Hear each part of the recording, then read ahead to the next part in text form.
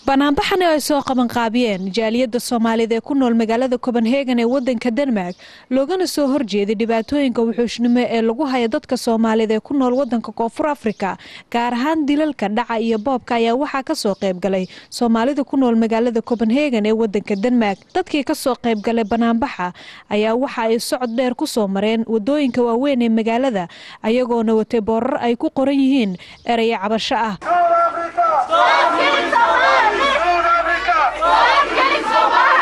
South Africa waxaan u maleynayaa way lowday history-gii ANC-da loo soo qabtay maantana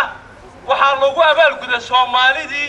qaxootumay tagin sideenoo kale maxay u tageen ganacsi maxay u tageen maxay u baahan yihiin xuquuqdooda Soomaaliya noqonaadadu heegan ah markuu qof Soomaaliyeed la dilo inaan safaaradda subaxii quraac u nimaadno ilaa habeenkii aan taagnaano oon muujino maaragtay islaamnimada waxay tahay bini'aadanimada TV-ga qaranka Soomaaliyeed waxa uu la kulmay qaar ka mid ah dadkii ka soo qayb galay mudaharaadka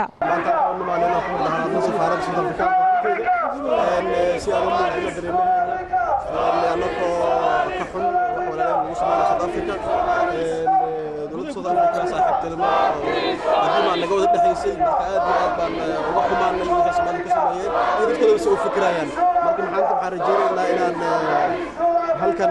codkeena u gudbino safaaradda Afrikaanka si ay dadku ugu gudbiyaan u sheegaan in Soomaalidu waxay tahay maanta inaan banaanbax ku muujinayno dadkii Soomaaliyeed ee lagu dilay waddanka Koonfur Afrika waan aad uga xunnahay dad Soomaali nahay waxaan leenahay dad Soomaaliyeed xagga joogto ama waddanka Koonfur waxaan leenahay dad Soomaaliyeed dadka laga daayo marag weyn inta qofna la dilo muujina shucuurteena ku aadan ninka dhalinyarada ahaa sida waxashada loo dilay taasoo aan doonaynay inaan dawladda South Africa sidaan uga xunnahay oo aan doonaynay inaan waxyaalahaas wax imaanay aan ahayn martaba aan dhicin waxaan ka codsanaynaa Jacob Zuma in uu garanaysa waxaas kale uu martaba aan dhicin oo dadka Soomaalida iyo dhammaan dadka ajnabiga uu ilaaliyo arrinkaasna arrin aad u fudud buu ahaa dhammaan ummadda Soomaaliyeed meel kasta oo joogaanba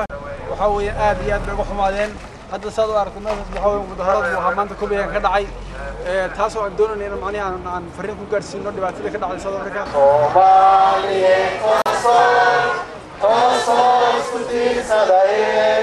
hadalkiina taageereen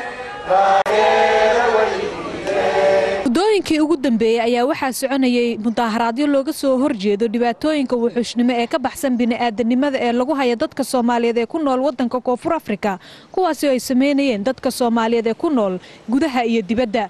iyadoo tii ugu dambeysayna ay ahayd kadib wiil Soomaaliyeed ee lagu jir dilay wadankaasi